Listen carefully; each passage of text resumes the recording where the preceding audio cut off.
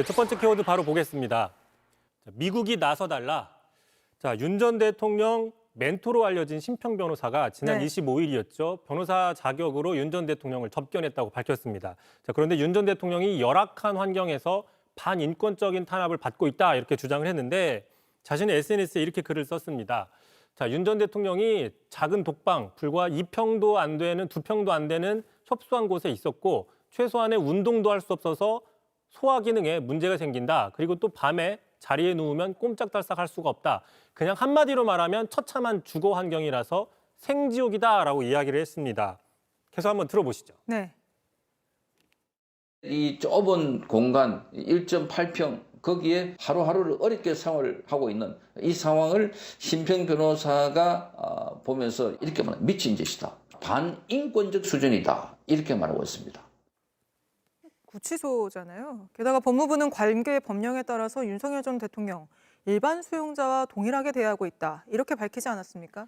오히려 전직 대통령 예우 차원에서 지금은 일반 재소자들에 비해서 좀 더 나은 여건에 있는데 불만을 제기하고 있다. 이런 비판도 나오고 있습니다. 네. 당장 재구속 이후에 여러 차례 접견을 했었죠.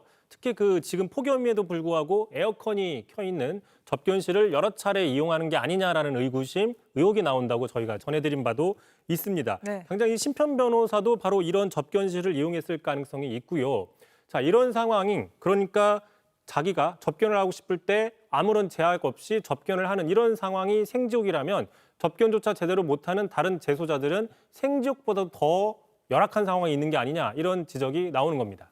근데 갑자기 왜 미국한테 나서달라는 건가요?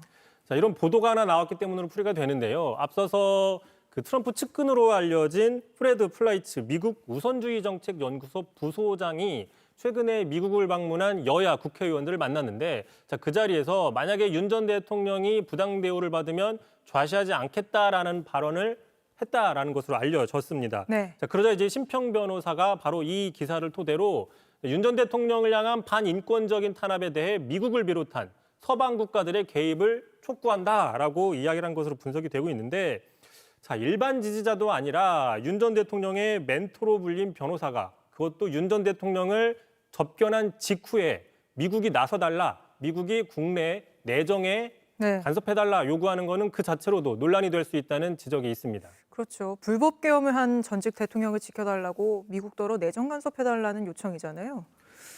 게다가 트럼프 측근이 저렇게 말한 게 사실입니까? 일단 그래서 당시 그 자리에 참석했던 의원에게 한번 확인을 해봤습니다. 자, 그랬더니 비슷한 맥락의 발언이 있었다고 확인을 합니다. 다만 이렇게 얘기를 하는데요.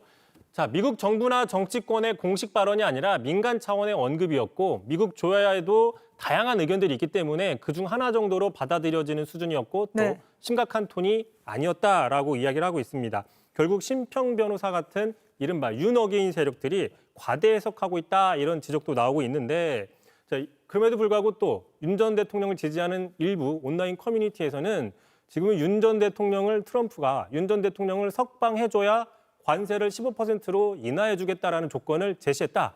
이런 근거 없는 주장도 하고 있습니다. 관세 관련해서도 그런 이야기를 또 하고 있군요. 근거 없는 주장이죠. 네, 알겠습니다. JTBC 뉴스를 시청해 주셔서 고맙습니다. 저희는 저녁 6시 30분 뉴스룸에서 뵙겠습니다.